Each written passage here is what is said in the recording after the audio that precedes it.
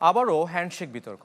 যুব বিশ্বকাপে ভারত বাংলাদেশ ম্যাচে টসের পর হাত মিলাননি দুই অধিনায়ক, যা নিয়ে আবারও শুরু হয়েছে রাজনৈতিক প্রতিহিংসা। মূল ঘটনাকে ভুলভাবে উপস্থাপন করছে ভারতীয় কিছু গণমাধ্যম। নতুন বাংলাদেশ গড়তে এলো জুলফিকার স্টিল। জুলফিকার স্টিল, ইস্পাত দৃঢ় অঙ্গীকার।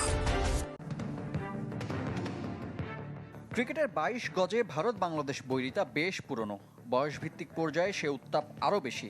এবার যুব বিশ্বকাপে টাইগারদের প্রথম ম্যাচে যা ছাড়িয়ে গেছে আগের ঘটনাগুলোকেও। নিয়মিত অধিনায়ক আজিজুল হাকিম প্রস্তুত না থাকায় এদিন বুলাওয়েতে টস করতে আসেন জাওয়াদ আবরার। তবে টস শেষে হাত মেলাননি ভারতীয় অধিনায়ক আয়ুষ মাত্রের সাথে। দুজনেই একে অপরকে এড়িয়ে গেছেন। হ্যান্ডশেক বিতর্কে পক্ষে বিপক্ষে শুরু হয়ে গেছে আলোচনা। সরব ভারতীয় গণমাধ্যম ভারত বাংলাদেশ নো হ্যান্ডশেক ইস্যুতে রং মাখিয়ে উপস্থাপন করছে নানাভাবে। ইন্ডিয়ান এক্সপ্রেসের দাবি, আবরার হাত মেলানোর জন্য এগিয়ে এলেও এড়িয়ে গেছেন মাত্রে। আইপিএল থেকে মুস্তাফিজুর রহমানকে বাদ দেয়া ইস্যুতে বিশ্বকাপ খেলতে ভারত যাচ্ছে না বাংলাদেশ। দুদেশের রাজনৈতিক সুসম্পর্ক আগের তুলনায় তলানিতে। টসের পর দুই অধিনায়কের হাত মেলানোর রীতি থাকলেও সাম্প্রতিক সময়ে তার ব্যত্যয় দেখা গেছে বেশ কবার। তবে প্রতিবার দুদলের নাম ভারত পাকিস্তান হলেও এবার যোগ হলো বাংলাদেশ।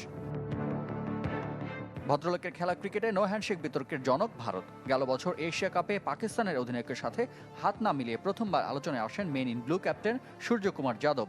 পাকিস্তান ও এশিয়ান ক্রিকেটের প্রধান মহসিন নাকভির কাছ থেকে নেননি ট্রফিও। মেয়েদের ক্রিকেটেও হরমনপ্রীত কৌর আর ফাতেমা সানা হেঁটেছেন একই পথে।